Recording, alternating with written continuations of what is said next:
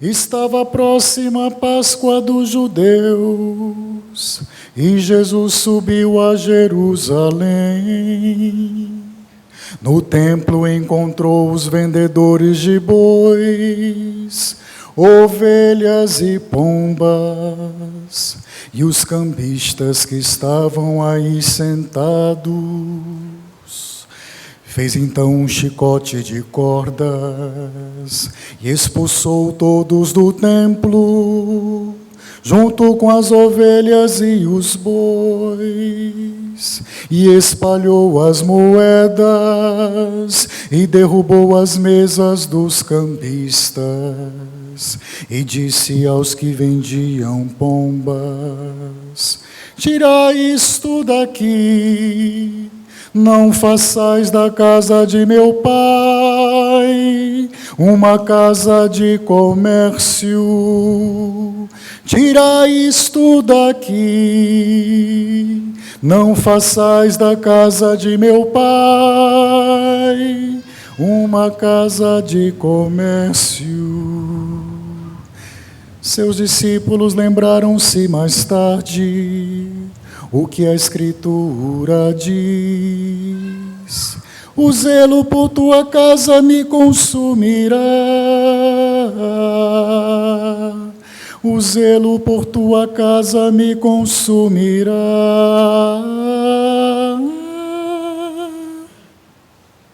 Então os judeus perguntaram a Jesus: que sinal nos mostra para agir assim? Ele respondeu: destruí este templo, e em 3 dias o levantarei.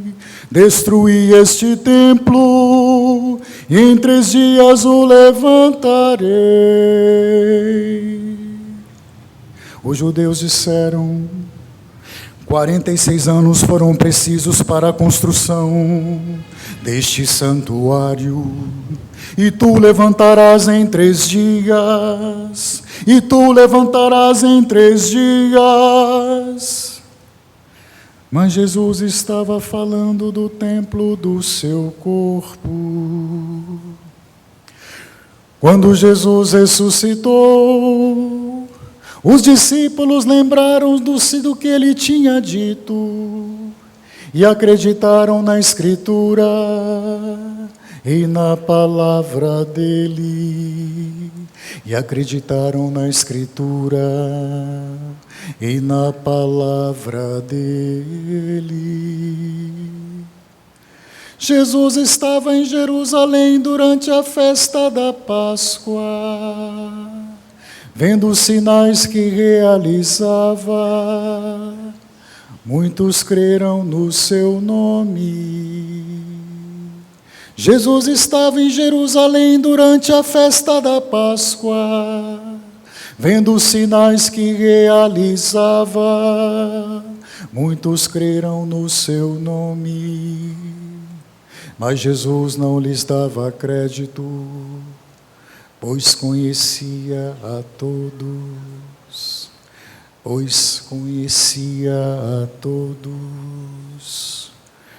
conhecia a todos,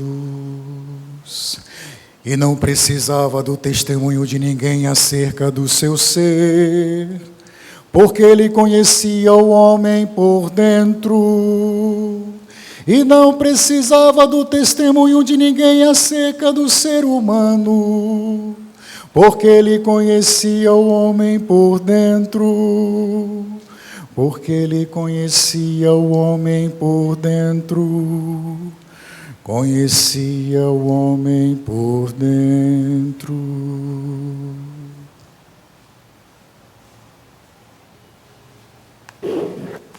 Palavra da salvação. Glória a vós, Senhor. Palavra da salvação. Glória a vós, Senhor. Palavra da salvação. Glória a vós, Senhor.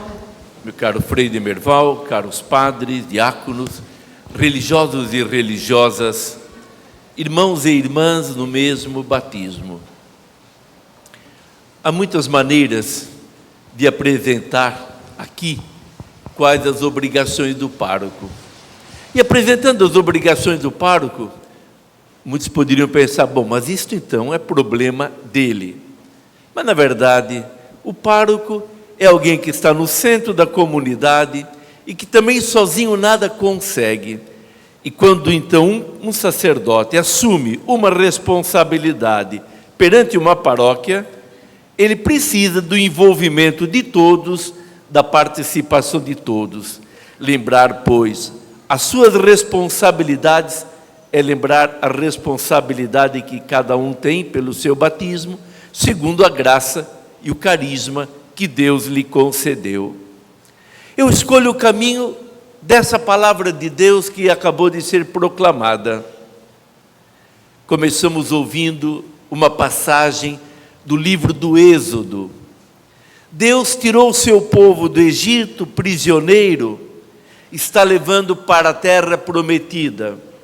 E nesse caminho, que segundo a tradição foi percorrido ao longo de 40 anos, Deus foi educando, formando, purificando o seu povo, que era um povo frágil, no meio de outros povos, cada um com seus deuses, e a tentação era permanente de assumir tais deuses como seus deuses. Afinal, eram deuses feitos de ouro, madeira, bronze, eram deuses visíveis, enquanto Deus de Israel nunca aparecia.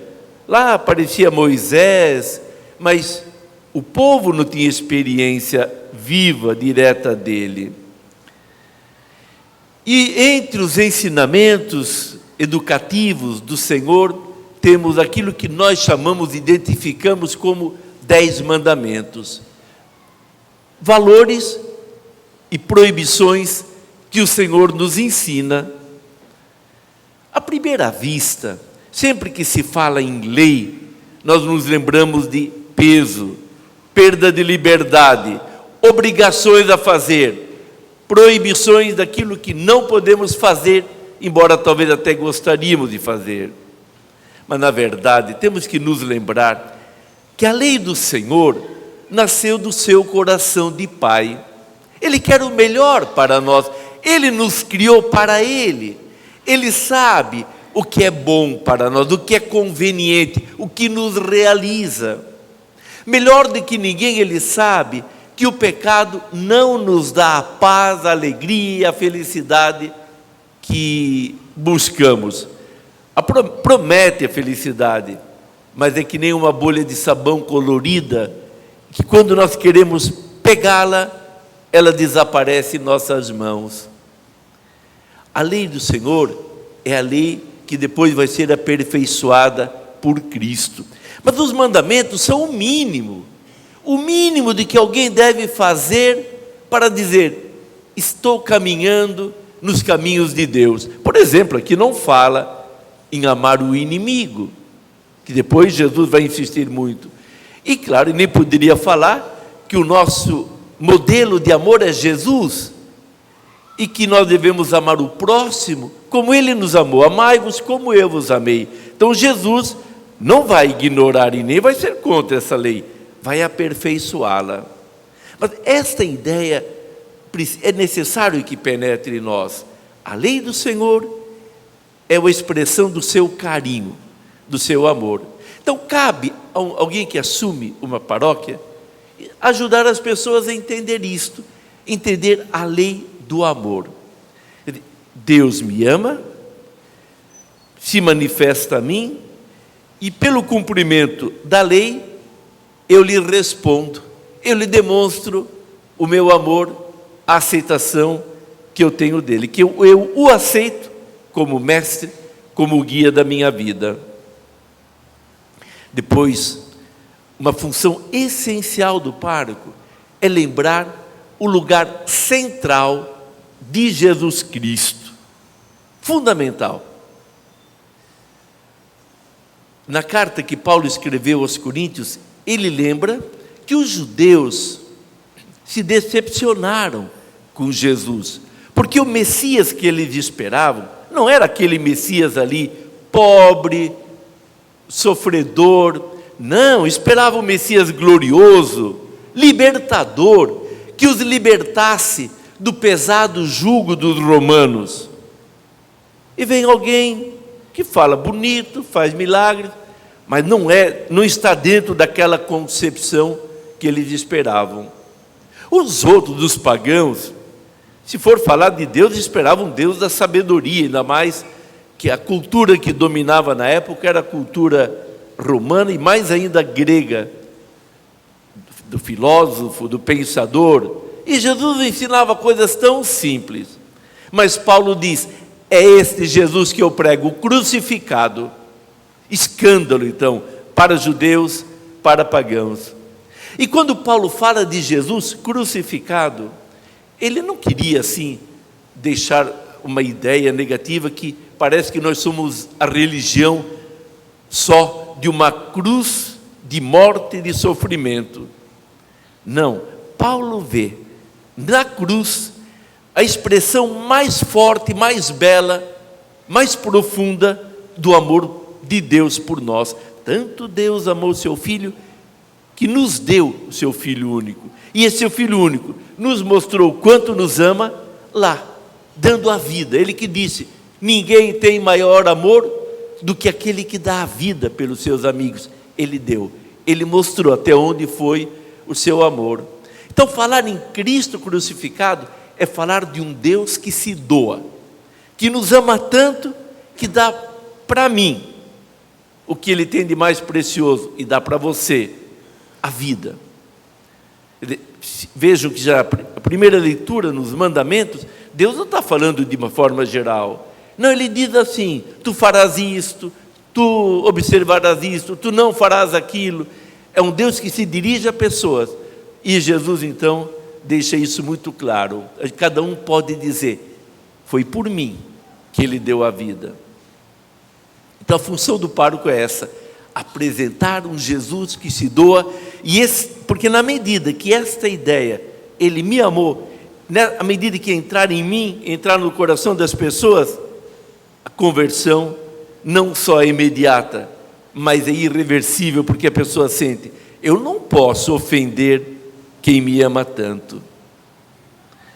Pois tivemos a passagem do Evangelho lá do templo. É bom lembrar que quando se fala em templo, nós facilmente pensamos no âmbito dentro do qual nos reunimos. Mas o templo de Jerusalém era amplo e tinha muitos espaços externos, onde estavam os negociantes.